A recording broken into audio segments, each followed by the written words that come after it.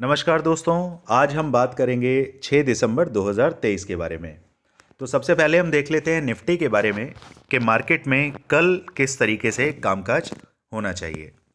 तो यहाँ देखिए, लेवल्स जो हमने सेट करके रखे हुए थे, मार्केट उससे ऊपर ही ओपन हुआ और कहीं ना कहीं एक लोगों को ये समझना पड़ेगा कि हर दिन एक जैसा नहीं होता। कल की रैली जो आपने देखी, उस रैली के अंदर एक बहुत ह्यूज गैप अप हुआ और ये ह्यूज गैप अप मार्केट के अंदर रिटेलर्स को एक लालच, एक ग्रीड के अंदर फंसाकर आज उन्होंने एक अच्छा खासा लॉस करके गए। अब वो लॉस कैसे हुआ वो समझिए। मार्केट जो ओपन हुआ, ओपन होने के बाद जब अगर हम बात करें 15 मिनट की कैंडल की, या इसे मैं लेकर चलता हूं 5 मिनट की कैंडल पे और ज़्यादा अच्छा क्लैरिफिकेशन आपको मिलेगा। यहां देखिए,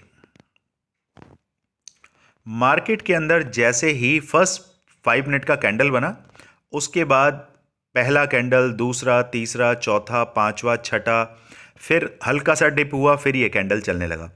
अब आप एक बात बताइए कि जब हम एक स्विंग को पकड़ के चलते हैं, जैसे ही हमें एक लोअर हाई या हायर हाई का मूव देखने के लिए मिलता है, तो यहाँ पर ये दो कैंडल के बाद मैं बात कर रहा हूँ, ये कैंडल है हमारा और इसके बाद ये दूसरा कैंडल आया रेड, और ये दो रेड कैंडल के बाद जब तीसरे कैंडल को कट करके हमारा ये ग्रीन कैंडल, दिस वन, ये है 10:05 वाला कैंडल, इसको क्रॉस किया, तो लोगों को ये कंफर्म हो गया कि अब मार्केट यहां से ऊपर चलना कंफर्म है, तय है, अब मार्केट ऊपर ही जाएगी और कल की तरह हमें एक 300 पॉइंट 400 पॉइंट की रैली देखने के लिए मिल सकती है।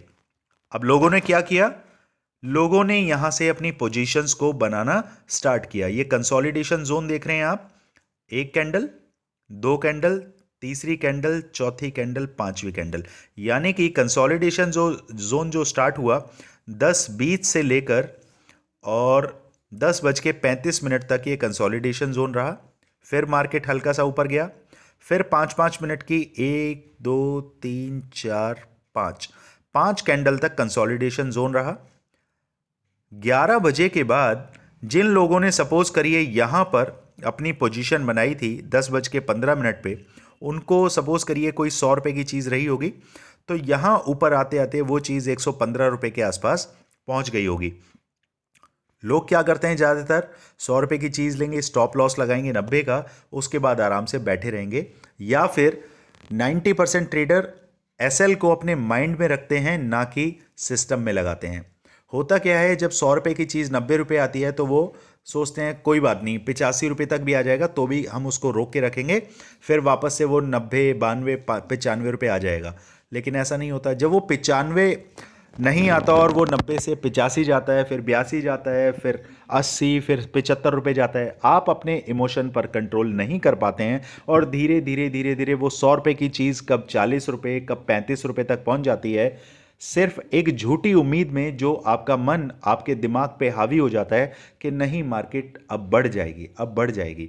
और उसके बाद देखिए, फिर जो लाल कैंडल बनती चली गई हैं, धाएं धाएं धाएं, और उसके बाद सीधे मार्केट ने टच किया 20,850 के आसपास का लेवल, और उसके बाद मार्केट 20,731, यानी कि सीधा सीधा 120 पॉइंट धड़ाके से जो नीचे मार्केट आया है। 100 रुपए की चीज़ कब 40 रुपए हो गई आपको पता भी नहीं चला। उसके बाद लोगों को यह कंफर्म हुआ कि मार्केट में अब एक बैक साइड यानी कि डाउन ट्रेंड स्टार्ट हो गया है, तो लोगों ने यहां पे अपनी कॉल की पोजीशन को क्लोज किया। और वापस देखिए, मार्केट जब ऊपर चलना स्टार्ट हुई, उसके बाद जो बंदे अपने पुट की ट्रेड में बैठे होंगे यहां सोच के कि मार्केट तो अब बहुत अच्छा, अब नीचे की तरफ आएगा, अब ये गैप फिल होगा और मार्केट और नीचे जाएगा और आपको 20,600 का भी नंबर देखने के लिए मिलेगा, तो उनके साथ मार्केट ने क्या धोखा किया? वापस मार्केट ऊपर चलना स्टार्ट हुई 12 बजे के आसपास और उसके बाद 20,856 के पास ही जाकर फाइनली मार्केट रुकी। ये है मार्केट का नेचर कि मार्केट स्टार्टिंग में पहली कैंडल में आपको फंसाती है, पहली कैंडल दूसरी कैंडल में आपको फंसाया गया, किसके थ्रू? ऑपरेटर्स के थ्रू। ये दिखाया गया कि मार्केट एक नेगेटिव जोन में आ चुका है। यहां देखिए मार्केट ओपन हुआ, कल की क्लोजिंग आप देखिए, कल की क्लोजिंग थी 20,686 की, आज की ओपनिंग थी 20,813 की। कितना मूव मिला? तकरीबन 150 समथिंग के आसपास। उसके बाद एकदम से पहली कैंडल जो आपकी रही वो रही 37 पॉइंट की। उसके बाद मार्केट सीधे नीचे आई और मार्केट आपको मिली 20,711 के आसपास। यहां देखिए पहली कैंडल ओपनिंग हुई इसकी 20,813 पे और हाई लगाया इसने 813, वहीं पे ओपनिंग है। उसके बाद लो जो इसने मारा वो मारा 720 का। 100 पॉइंट की कैंडल आ जाना, आप इसका मतलब समझ रहे हैं कि मार्केट में ये दिखाया जा रहा है जानबूझ के, ये ऑपरेटर्स के थ्रू एक जाल बिछाया जा रहा है जिसमें आप और हम जैसे भोली गए, जिसे भोली गए उन लोगों को बोला जाता है जो 5,000, 10,000, 50,000, 1 लाख, 10 लाख से काम करने वाले लोग हैं, जो सिर्फ कैंडल्स के मूवमेंट के इशारों पर काम करते हैं। उनको लगता है कि कैंडल अब नीचे की तरफ आ रही है तो हमें पुट में ट्रेड करना चाहिए, लेकिन असल में वो कैंडल्स को दिखाया जा रहा है आपको जाल में फंसाने के लिए। और पहली कैंडल के बाद जब लोगों ने यहाँ पे पोजीशंस पुट की बनाई, उसके बाद मार्केट वापस से अपने हाई को तोड़ता हुआ 20,850 को क्रॉस किया। पूरा मैंने आपको कॉन्सेप्ट समझाया। उस कॉन्सेप्ट के बाद फिर मार्केट के अंदर फिर वापस से एक झटका नीचे मारा गया। कौन कर रहा है इतनी बाइंग या कौन कर रहा है इतनी शॉर्ट? ये सारे खेल ऑपरेटर्स के थ्रू ऑप्शन चेन को देखते हुए होते हैं कि जहां पर ऑप्शन चेन का डेटा ज़्यादा बढ़ रहा होता है वहां मार्केट को नीचे पटक के मारा जाता है। या अगर नीचे की तरफ पुट में पोजीशन बनानी जा रही हैं, अब देखिए मार्केट नीचे आया, यहां से कॉन्फिडेंस बिल्ड होना स्टार्ट हुआ बियर्स का, यानी कि जो पुट में काम करते हैं, पुट को लॉन्ग करते हैं या कॉल को शॉर्ट करते हैं, वहां पे डेटा जब बनना स्टार्ट हुआ उसके बाद वापस से मार्केट को ऊपर जाके टांग दिया गया। इस लॉजिक को समझना बहुत जरूरी है। इसीलिए कहते हैं कि मार्केट में ओपनिंग होती है अमैच्योर लोगों के थ्रू। अमैच्योर यानी कि ना समझ, बिगनर, फ्रेशर, भूली गए, रिटेलर, जिनको समझ नहीं है, सिर्फ तुक्केबाजी में जो काम करते हैं, उनके थ्रू मार्केट की ओपनिंग करी जाती है। क्लोजिंग किसके थ्रू होती है? क्लोजिंग होती है एक्सपीरियंस बंदों के थ्रू, यानी कि ऑपरेटर्स, हेजर्स, जो मार्केट में शॉर्ट करना जानते हैं, जो सेलर हैं। अब सीधे सीधे आते हैं कि मार्केट के अंदर कल के लिए क्या लेवल होने चाहिए। अब समझिए, यहां मार्केट ने एक रेंज क्रिएट किया, यहां पर भी एक रेंज है।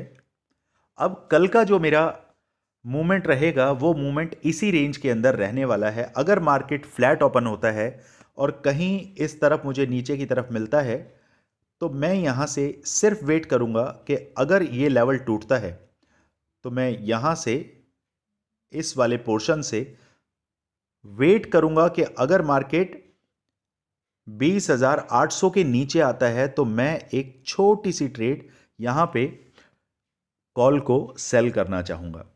अगर मार्केट 20,732 के आसपास आ जाता है तो ह्यूज क्वांटिटी में हम काम करते हैं, तो यहां पे अपनी कॉल की पोजीशन को मैं बुक कर लूंगा। देन उसके बाद अब बात करें कि अगर ऊपर की तरफ मूवमेंट मिलता है तो कैसे काम करना है।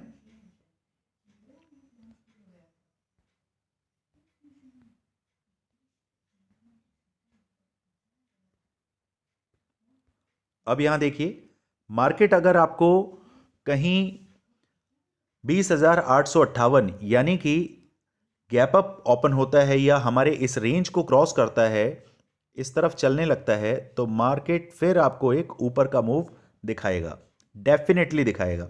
और ऊपर के टारगेट मेरे रहेंगे तकरीबन तकरीबन 21,050 के आसपास। ये नोट करके रखें। फिर ऊपर के टारगेट जो मैं रखूंगा वो पहला टारगेट मेरा रहेगा आपका सॉरी, 20,800 है ना। तो पहला टारगेट जो मेरा रहेगा गैप अप के बाद वो रहेगा 20,932 का, और दूसरा टारगेट मेरा रहेगा 20,991 के आसपास। तकरीबन आप 21,000 इसे नोट डाउन करें। ये दोनों लेवल बहुत अच्छे लेवल हैं, इन्हें आप क्रूशल लेवल है नोट करें। वहां से मार्केट एक रेजिस्टेंस खा सकती है, लेकिन हमें अभी मार्केट पूरा का पूरा अप ट्रेंड में है। बिल्कुल नहीं भटकना है, बिल्कुल ये नहीं सोचना है कि मार्केट कब नीचे की तरफ मूव करेगा। मार्केट को हम तभी नीचे की तरफ आता हुआ महसूस कर सकते हैं, या कॉन्फिडेंस हमारा बिल्ड होगा कि मार्केट में पुट की पोजीशन कब बनानी है, जब आज है आपका कल 6 तारीख, आरबीआई का मीटिंग स्टार्ट होगा। 7 तारीख, 8 तारीख, 8 तारीख के अनाउंसमेंट के बाद ही मार्केट के अंदर एक ट्रेंड पलटने के आसार मुझे दिख रहे हैं। मुझे एक गैप डाउन चाहिए, मार्केट के अंदर कंसोलिडेशन जोन चाहिए, और market neutral to negative mode में चाहिए। तभी मैं एक स्विंग ट्रेडिंग में इनिशिएट करूंगा और कॉल को सेल करूंगा। उससे पहले मार्केट के अंदर इंट्राडे के अंदर सिर्फ मेरी चाल यह रहेगी कि मार्केट में मैं बाइंग ना करूं, सिर्फ सेलिंग करूं, चाहे वो पुट सेलिंग हो या कॉल सेलिंग हो। लेकिन बायर्स के लिए आप यहां समझिए, अगर मार्केट यहां मिलता है, यहां से पहला आपको टारगेट यहां तक का लेना है। ये आपका टारगेट रहेगा। यहां बुकिंग करिए 20,785 पे। उसके बाद मार्केट अगर ऊपर चलता है तो फिर आपको एक नीचे का टारगेट मिलेगा, जो कि रहेगा आपका 1 मिनट, और ये टारगेट आपका है 20,727 का। ये टारगेट आप मार्क कर सकते हैं। अगर मार्केट इससे भी नीचे चलता है तो हमारे पास फिर नेक्स्ट लेवल जो निकल के आ रहा है वो है हमारे पास, ये देख रहे हैं आप, एक डोजी कैंडल। इस डोजी कैंडल का एंड देखिए, ये है 20,660 के आसपास। इस लेवल को आप मार्क कर सकते हैं। ये लेवल है हमारा 20,660 के आसपास। तो यहां से इस तरीके से आप एक पोजीशंस को बना सकते हैं। चलिए अब बात करते हैं हम बैंक निफ्टी की। यहां पर भी मार्केट ने हमारे लेवल को, जो 46,800 का जो मैंने आपको लेवल दे रखा है, मार्केट ने बहुत बेहतरीन तरीके से हमें, देखिए एक कंसोलिडेशन जोन में जब मार्केट आता है या स्विंग करता है, तब जाके हमें कुछ लेवल्स का आइडिया मिलता है कि अब मार्केट में हमें कैसे काम करना है। यहां पर भी मार्केट ने जो एक रेंज क्रिएट कर दी है, वो रेंज है आपकी 47,200 के आसपास। इसे हम यहाँ से मार्क करते हैं, और उसके बाद नीचे हमारे पास जो लेवल है वो है आपका 46,800 के आसपास। अब इन दोनों को कंसीडर करना किस तरीके से है वो समझिए। देखिए रैली के बाद ज़्यादातर क्या होता है, जब एक अच्छी खासी 1500 पॉइंट तक की रैली हमें बैंक निफ्टी के लिए देखने के लिए हमें मिलती है, उसके बाद मार्केट एक रेंज बाउंड हो जाती है, और ये रेंज बाउंड और ज़्यादा छोटी होती चली जाएगी। तब ही मार्केट के अंदर पोजीशंस क्रिएट होंगी, तभी मार्केट के अंदर कॉन्फिडेंस बिल्ड होगा कि अब मार्केट में आपको एक ट्रेंड बदलता हुआ दिखाई दे सकता है। लेकिन ये ऑपरेटर्स की चाल होती है कि आपको एक कंसोलिडेशन जोन दिखाया जाता है, आपको वो पैटर्न दिखाए जाते हैं जो बियरिश मोड की तरफ इशारा करें, लेकिन उसके बाद फिर एकदम से अप ट्रेंड में मार्केट चली जाती है। तो जितने भी चार्ट पैटर्न आपने अब तक सीखे हैं, उन सभी चार्ट पैटर्न्स के अगेंस्ट एक सीरीज हम लेकर आने वाले हैं, जिसमें यह बताया जाएगा कि मार्केट अब धीरे धीरे यूरोप कल्चर में, या वहाँ की जिस तरीके से ट्रेडिंग होती है, चाहे वो क्रिप्टो है, चाहे डाउ जोन्स है, नेस्डेक है, वहाँ के अगर आप पैटर्न्स को देखेंगे, समझेंगे, वहाँ की के लॉजिक समझेंगे, वहाँ का नेचर आप समझेंगे ट्रेडिंग का, तो मैं उस सीरीज़ के अंदर आपको ये बताने वाला हूँ कि मार्केट में अब वही यूरोप का ट्रेंड धीरे धीरे ट्रेडिंग के अंदर भी चेंज होने जा रहा है। अब जैसे आगे आप देखेंगे 6 से 9 का सेशन भी अब एनएसई स्टार्ट करने वाली है कि मार्केट के अंदर इंट्राडे में आप शाम को 6 बजे से लेकर 9 बजे तक भी ट्रेडिंग कर पाएंगे। तो अब मार्केट की चाल, उसका तरीका, उसका व्यवहार, सब चीज़ों में आपको बदलाव देखने के लिए ज़रूर मिलेगा। मार्केट में अब इस तरीके की ट्रेंडिंग मूवमेंट आपको दिन में प्रॉपर तरीके से नहीं देखने के लिए मिलेंगे, क्योंकि शाम को भी उनको 3 घंटे का सेशन चलाना है। उसके लिए भी कुछ मूव, कुछ ट्रेंड, कुछ रैली बचा कर रखनी है। इसीलिए अब मार्केट में वही पैसा कमाएगा जो बल्क में कैपिटल, मोटा कैपिटल लेकर बैठेगा। बाइंग की तरफ जो काम करने वाले हैं उनको मार्केट को अपने सेटअप पे आने देना है, उसके बाद ही आपको ट्रेड बनाना है। दोस्त है आपका वक्त। अगर आप सेलर हैं, लेकिन दोस्त आपका तब बनेगा वक्त जब आप मार्केट में किसी ट्रेड को बनाए बिना ये इंतज़ार करेंगे कि मार्केट को आने दीजिए आपके सेटअप पर, तब उसके बाद आपको एकदम हथौड़ा मारना है, तब आपको ट्रेड बनाना है, तब सक्सेसफुल होगा। अब ये लॉजिक क्या कहता है कि सपोज करिए जैसे मैंने ऊपर एक ये रेजिस्टेंस की लाइन खींची, ये देखिए ये एक लाइन मैंने खींच दी 47,240 के आसपास।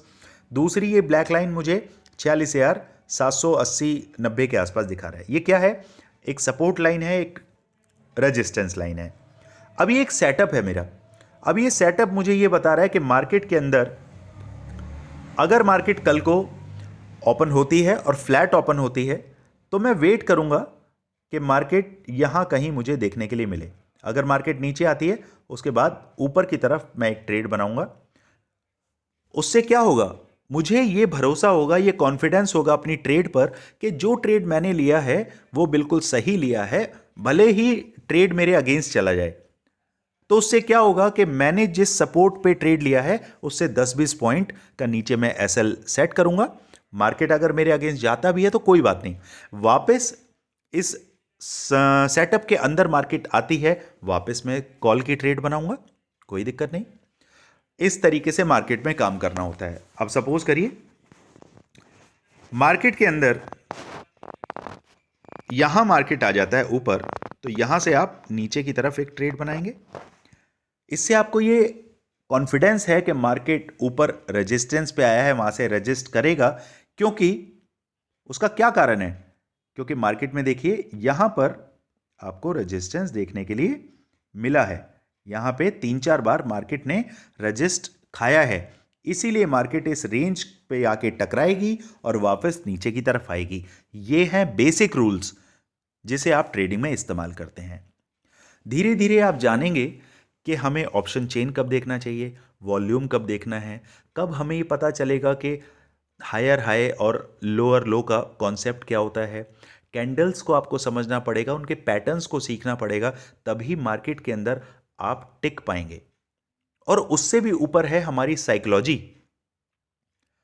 तो हमारी साइकोलॉजी क्या कहती है कि हमें क्वांटिटी कम रखनी है, जो कि हम चार्ट की तरफ ज्यादा फोकस कर पाए, ना कि अपने पीएनएल की तरफ। 1,000 क्वांटिटी में जो बंदा काम कर रहा है, अगर 10 पॉइंट टूटे तो उसे 10,000 रुपए का लॉस दिखेगा अपने पीएनएल पे। आपको क्या लगता है वो बंदा चार्ट की तरफ नजर रखेगा? क्या वो चार्ट को देख पाएगा, पढ़ पाएगा, समझ पाएगा? बिल्कुल नहीं। लेकिन जो इंसान 100 क्वांटिटी से काम कर रहा है और 10 पॉइंट टूटे तो उसका लॉस सिर्फ 1,000 रुपए दिखाएगा। तो वो चार्ट की तरफ फोकस कर पाएगा, क्योंकि उसको पता है कि उसके डीमेट अकाउंट में 10 लाख रुपया पड़ा है, लेकिन वो सिर्फ 50,000 रुपए से ही काम कर रहा है। तो साइकोलॉजी को बिल्ड करना है तो लेस क्वांटिटी में काम करते रहिए, सीखते रहिए, छोटा छोटा प्रॉफिट अपने कैपिटल में ऐड करते रहिए, तभी आप एक प्रो ट्रेडर बन पाएंगे। चलिए लेवल्स की बात कर लेते हैं। मार्केट अगर मुझे कहीं फ्लैट ओपन होता है तो मैं वेट करूंगा 46,800 के आसपास के आने का। उसके बाद वहां से वापस मैं एक कॉल की ट्रेड बनाऊंगा और मेरा पहला टारगेट रहेगा 47,200 के आसपास, और उसके बाद दूसरा टारगेट मेरा रहेगा 47,360 के आसपास। ये दो टारगेट प्लीज मार्क करके चलें। मार्केट अगर गैप डाउन ओपन होता है और कहीं 46,800 के पास मिलता है तो मैं एक ट्रेड पहले बनाना चाहूंगा 47,000 की, wait wait wait wait, market flat open होता है और ऊपर की तरफ चलता है और कहीं 47,200 के आसपास मिलता है और इसके नीचे ही कंसोलिडेट होता है, तो मैं एक पुट की ट्रेड बनाऊंगा और मेरा पहला टारगेट रहेगा 46,800 का और उसके बाद दूसरा टारगेट मेरा रहेगा 46,650 का। अगर मार्केट मेरी डायरेक्शन में चलती है तो मेरा दूसरा टारगेट बहुत जल्दी अचीव होगा जो कि है 46,470 के आसपास। तो इसी तरीके से मार्केट में काम करने का तरीका है। पेशेंस अगर आपके अंदर नहीं है या मार्केट के अंदर आप टिकना चाहते हैं, आप कब टिकते हैं? आप जब टिकते हैं जब आपका पीएनएल माइनस में चल रहा होता है, तब आप बहुत अच्छे से टिकते हैं। लेकिन जब जैसे ही ग्रीन नंबर आपके पोर्टफोलियो में दिखना स्टार्ट होते हैं, आप हड़बड़ी में अपने ट्रेड को जल्दी काट देते हैं, सोचते हैं कि ये प्रॉफिट कहीं हाथ से निकल ना जाए। जब लॉस में बैठे थे तब आप 200 पॉइंट भी नीचे आ गए, तब भी बैठे रहे, लेकिन प्रॉफिट में 20 पॉइंट में आते ही आप बाहर निकल गए। इस साइकोलॉजी को बदलना पड़ेगा। स्टॉप लॉस छोटे छोटे होने चाहिए, प्रॉफिट ह्यूज होने चाहिए, बड़े होने चाहिए, तभी मार्केट में आप टिकेंगे। चलिए दोस्तों, लेवल्स मैंने निफ्टी और बैंक निफ्टी दोनों के आपको क्लैरिफाई कर दिए हैं। बहुत जल्दी उस सीरीज़ के साथ हम मिलेंगे जिसमें आपको एडवांस लेवल के कैंडल पैटर्न्स और यूरोप कल्चर में किस तरीके से ट्रेडिंग हो रही है उसके बारे में डिटेल वीडियो मैं आपके लिए लेकर आऊँगा। अगर मेरी एनालिसिस आपको पसंद आते हैं तो प्लीज़ मेरे चैनल को लाइक करें, सब्सक्राइब करें और शेयर करना ना भूलें। और कमेंट्स में मुझे आप ये बताएं कि किस शेयर पर आप इन्वेस्ट करना चाहते हैं, उसका एंट्री पॉइंट क्या होना चाहिए। अगर आप किसी पर्टिकुलर शेयर में आप एंट्री कर चुके हैं और उसमें अगर आपका लॉस हो रहा है तो वो लॉस आप कहाँ तक बियर कर सकते हैं, कहाँ तक आपको उस पर्टिकुलर शेयर का एसएल आपको रखना चाहिए। अगर नहीं पता है प्लीज़ मुझे मैसेज करें, मैं हर पर्टिकुलर यूज़र को कोशिश करता हूं कि उनका रिप्लाई कर सकूं। तो please keep commenting, keep sharing, keep loving. Thank you so much. Thanks.